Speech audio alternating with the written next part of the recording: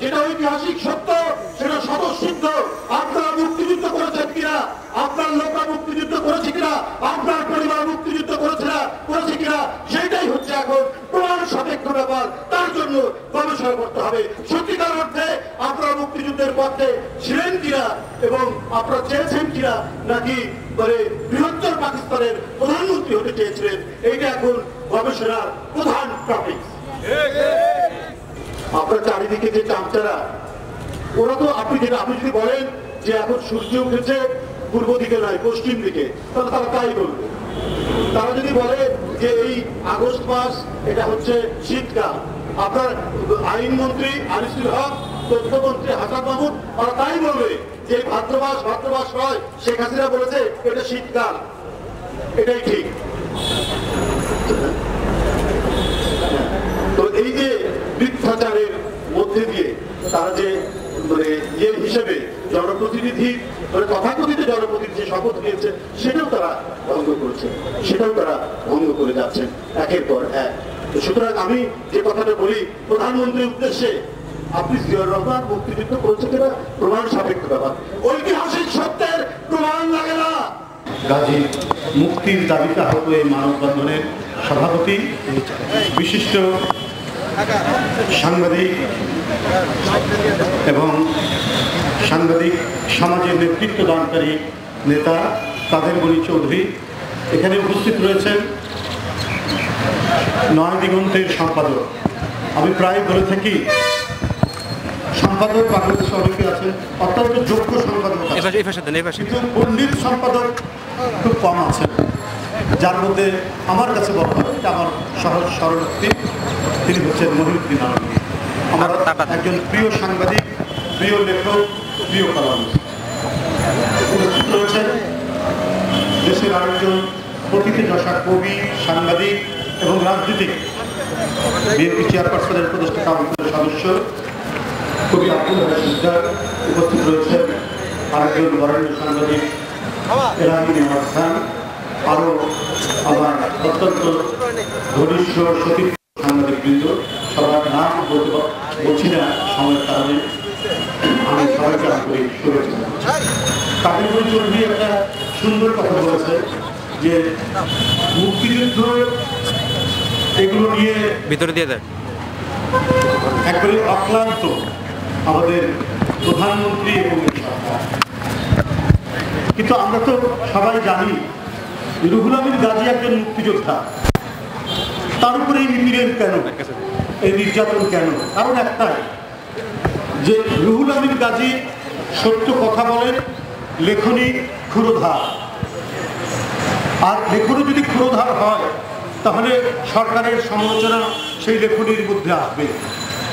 আজকে একটা quasi fascist সরকার বাংলাদেশের এক প্রান্ত থেকে আরেক প্রান্ত যে নিপীড়ন নির্যাতনের এক ভয়াবহ দৃশ্যের অবতারণা করেছেন, সেখানে একজন বিবেকবান মানুষ, তিনি যদি সাংবাদিক হন, লেখক হন এবং তার বিবেক যদি শানিত হয়, তিনি লিখবেন না? তিনি তো লিখবেন। আর এই অপরাধে আজকে তিনি কারাগারে। আর সমাজে যারা লুট করছে, ব্যাংকের টাকা মেরে খাচ্ছে, জনগণের টাকা মেরে খাচ্ছে, সন্ত্রাস করছে, মাদকের সাথে যারা সংশ্লিষ্ট, তারা দিল্লি ঘুরে বেড়াচ্ছেন এবং এই সরকারের এমপি হন, তারা মন্ত্রী হয়ে যান।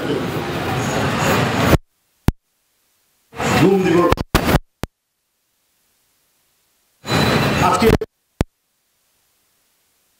আমার মনে হলো যে এই যে সরকার কোনো মনোযোগ দেয়নি বা মনোযোগ দিচ্ছে না, আমার কাছে মনে হচ্ছে যে নানা ধরনের কালা কানুন, তো আইসিটি অ্যাক্ট, তারপরে আপনার ডিজিটাল নিরাপত্তা আইন, প্রত্যেকেই একটা সংখ্যার মধ্যে আছে, পৃথিবীর মধ্যে আছে।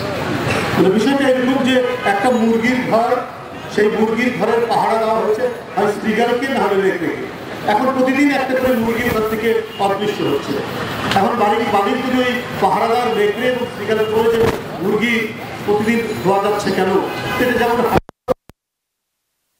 আজকে সরকার যদি বলা হয় আরে এই গুমের প্রধান হোতাই তো এই সরকার, এবং এই সরকারের কারণে গুমের মতো একটি কথা, এর মতো একটি বিষয় আজকে আমাদের এবং দেশের জনগণের, কারণ যে এইদিকে আজকে আমাদের জনসংস্কৃতির অবিচ্ছেদ্য অংশে পরিণত করেছেন। এই প্রতিটি মানুষ, প্রতিটি গৃহে আতঙ্ক বিরাজ করছে, তার সন্তানকে কখন তুলে নিয়ে যাবে। আপনার কালো কাজ ঢাকা মাইক্রোবাস কখন তুলে নিয়ে যাবে তার সন্তানকে।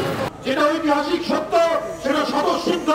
আপনারা মুক্তিযুদ্ধ করেছেন কিনা, আপনার লোকরা মুক্তিযুদ্ধ করেছে কিনা, আপনার পরিবার মুক্তিযুদ্ধ করেছে কিনা, সেটাই হচ্ছে এখন প্রমাণ সাপেক্ষ ব্যাপার। তার জন্য গবেষণা করতে হবে সত্যিকার অর্থে আপনারা মুক্তিযুদ্ধের পথে ছিলেন কিনা এবং আপনারা চেয়েছেন কিনা, নাকি মানে বৃহত্তর পাকিস্তানের প্রধানমন্ত্রী হতে চেয়েছিলেন। এইটা এখন গবেষণার প্রধান টপিক। আপনারা রুহুল আমিন গাজীকে কারাবন্দী করে রাখেন। এদেশের প্রখ্যাত পণ্ডিত এবনে গোলাম সাবাত, কবি আল মাহমুদ, দুইজন প্রখ্যাত কবি আল মাহমুদ প্রত্যক্ষ মুক্তিযুদ্ধে অংশগ্রহণ করেছে কলকাতায়। জয় বাংলা পত্রিকা তৎকালীন প্রবাসী সরকারের মুখপাত্র এবনে গোলাম সাবাত তার ভারপ্রাপ্ত সম্পাদক করে অ্যাসিস্ট্যান্ট এডিটর। এদের কোনো স্বীকৃতি নেই, কারণ এরা যেটা মনে করেছেন সেই সত্য কথা বলেছেন, দেশের পক্ষে বলেছেন। দেশের পক্ষে বলতে গেলে আওয়ামী লীগের বিপক্ষে চলে যায়। তাই এদেরকে পুরো এই সমস্ত বরেণ্য মানুষদের স্বীকৃতি নেই, কারণ মুক্তিযুদ্ধ হলেই চলবে না। যারা টিকটাখানে চাকরি করেছে কিন্তু যদি জয় বাংলা স্লোগান দেয়, তাহলে আওয়ামী লীগের কাছে, আওয়ামী লীগের প্রধান নেত্রীর কাছে এটা অত্যন্ত প্রিয় বিষয়। এটা অত্যন্ত প্রিয় বিষয়। যাই হোক, আমি বক্তব্য আর বাড়বো না। আমি মনে করি যে আজকে যে ধরনের একটা বিপন্ন, নৈরাজ্যকর এবং অমানুষার মধ্যে, একটা তমসাচ্ছন্ন অবস্থার মধ্যে আমরা আছি, এই তমসা, এই অন্ধকার দূর করতে হলে আমাদের মনে হয় সংগ্রাম, সেটা হচ্ছে শুধু রাজনৈতিক দল নয়, পেশাজীবী সংগঠন, সাংবাদিক, যেমন যুগে যুগে তারা রাজপথে ইট, কাঠ, কংক্রিটের ধুলা উড়িয়ে স্বৈরাচারের আপনার পতন ঘটিয়েছে, সেই পতনের একটা আমাদের প্রতিশ্রুতি, সেই শপথ দিতে হবে। না হলে রুহুল আমিন গাজীদের মতো এই সমস্ত বরেণ্য সাংবাদিকদের উপর অত্যাচার হবে। দেশের বরেণ্য রাজনীতিবিদ এবং যারা গণতন্ত্রের পক্ষে, যারা মানুষের পক্ষে, যারা সত্যিকার অর্থে স্বাধীনতার পক্ষে, তারা নিষ্পেষিত হবে। আমরা আজকে এই কথা বলে শেষ করে দেব।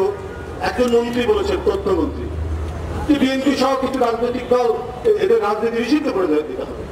তো ভালো কথা, নিষিদ্ধ এই জন্যই করতে হবে যে এইসব রাজনৈতিক দলকে নিষিদ্ধ করলে পরে আপনারা 11 লক্ষ কোটি টাকা পাচার করেছেন, এরপরে 22 লক্ষ কোটি টাকা পাচার করতে পারবেন, বেগম পল্লী গড়ে তুলতে পারবেন, আরো কত কি গড়ে তুলতে পারবেন। এই কারণেই আপনারা প্রধান বিরোধী দলের রাজনৈতিক দলগুলোকে আপনারা রাজনীতি বন্ধ করে দিতে চান। এটাই হচ্ছে আপনাদের মূল উদ্দেশ্য। কারণ আপনাদের অনাচার, আপনাদের অবিচার, আপনাদের দুর্নীতি, আপনাদের লুটপাট, এর বিরুদ্ধে আর কেউ কথা বলতে পারবে না। 11 লক্ষ কোটি টাকা পাচার করেছেন, এর বিরুদ্ধে যেন কেউ কথা না বলতে পারে। এই কারণে রাজনৈতিক দল বন্ধ করা এবং এগুলোকে আপনার মানে উচ্ছেদ করার আপনারা কর্মসূচি করবেন। কিন্তু বাংলার মাটি এত কঠিন, এই মাটিতে স্বৈরাচার বেশি দিন থাকেনি, স্বৈরাচার বেশি দিন থাকতে পারে না। আমাদের বিশ্বাস জনগণের সেই শক্তির সম্মিলিত প্রয়াসের মাধ্যমে এই ধরনের দুর্বিনীত সরকারের পতন অত্যাসাধ্য এবং সত্যিকার অর্থেই গণতন্ত্রের আলো ফুটে উঠতে চারিদিকে ইনশাআল্লাহ। সকলকে ধন্যবাদ। এবং আমি রুহুল আমিন গাজী, এদেশের বরেণ্য সাংবাদিক, তার মুক্তি কামনা করছি, এই মুহূর্তে তার মুক্তি কামনা করছি।